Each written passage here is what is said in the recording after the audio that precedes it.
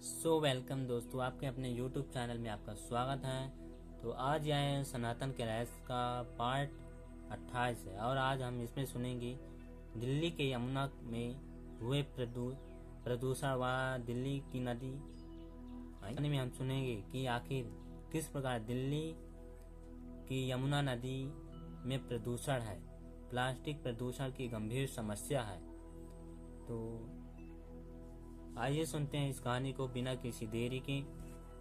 सालों से चल रही मुहिम के बाद भी पॉलीथीन से अब तक मुक्ति नहीं पाई जा सकी। हर छोटे अंतराल के बाद पॉलीथीन के प्रयोग पर रोक लगती है, नए अभियान चलाए जाते हैं, पर नतीजा कुछ नहीं होता। सही शब्दों में कहे तो संगठित तौर पर कुछ भी ऐसा नहीं किया गया जिससे प्लास्टिक के बढ़ते प्रचलन को नियंत्रित किया जा सके। हिल स्टेशनों से लेकर कई ऐसे राज्य हैं जहां इसके उपयोग पर रोक है। इसके बावजूद पॉलीथीन थैला खुलेआम दिखाई दे जाते हैं। प्लास्टिक के प्रलय से आज दुनिया का कोई भी कोना छूटा नहीं। 1 वर्ग किलोमीटर समुद्र में प्लास्टिक के औसतन 46,000 टुकड़े तैरते रहते हैं। हिमालय की बर्फ से ढकी चोटियों में भी पर्वतारोहियों द्वारा छोड़े गए मलबों से पलट रही है।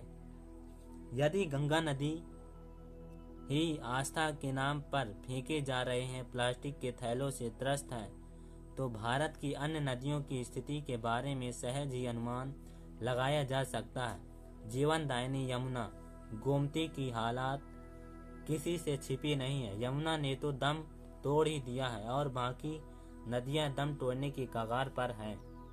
लेकिन सवाल यह उठता है कि आखिर इतनी कोशिशों के बाद भी प्लास्टिक विस्तार को नियंत्रित क्यों नहीं किया जा सकता।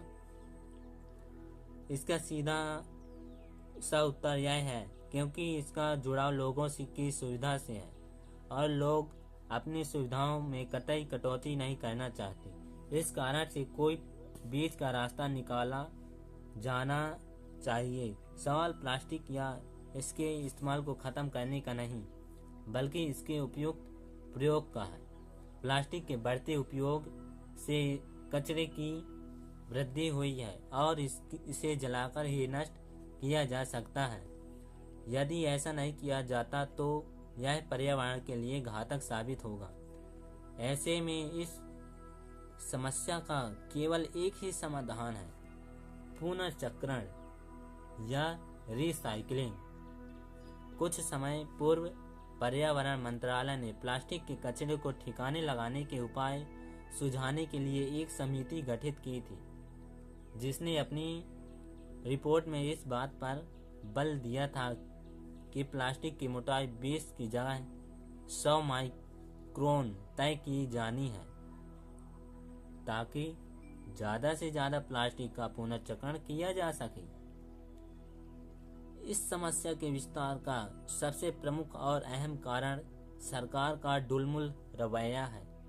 पर्यावरणवादी भी मानते हैं कि सरकार को विदेशों से सबक लेना चाहिए, जहां निर्माता को ही उसकी उत्पाद के तमाम पहलुओं के लिए जिम्मेदार माना जाता है। इसे निर्माता की जिम्मेदारी का नाम दिया गया है। उत्पाद के कचरे को वापस लेकर उसका पुनर्चक्रण करने की पूरी जिम्मेदारी निर्माता को ही होती है।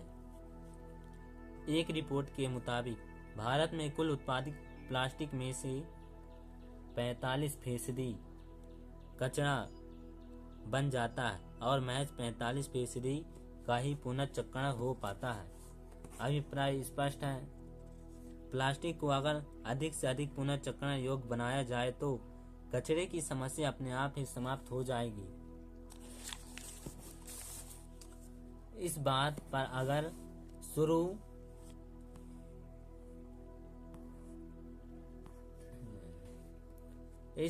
अगर शुरू से ही ध्यान केंद्रित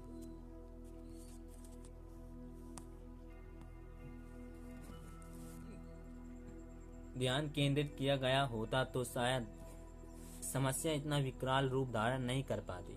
इसके साथ साथ प्लास्टिक के निरर्थक उपयोग को लेकर नियम और कानूनों को भी सख्त बनाने की जरूरत है। हमारे देश के पर्यटन स्थलों पर आने वाले सैलानी अपनी मन मर्जी के मुताबिक प्लास्टिक थैलों को फेंक देते हैं। इससे न केवल उस क्षेत्र की सुंदरता प्रभावित होती है, बल्कि उसका खामियाजा पर्यावरण को उठाना पड़ता है। प्लास्टिक पर नियंत्रण के लिए हमारी उपभोक्तावादी नीति का ही पुनर्मूल्यांकन करना चाहिए। उपभोग एवं सुविधा की अधिकता जीवन, समाज और पर्यावरण सभी को संकट में डालती है। अतः सबको इस विषय पर गंभीरता से सोचना चाहिए। तो दोस्तों, आपकी क्या राय है इस पर्यावरण प्रदूषण को देखते हुए? आप अपनी राय कमेंट में जरूर बताएं। तो मिलते हैं किसी नेक्स्ट पार्ट में। तब तक के लिए जय श्री राम, जय हनुमान।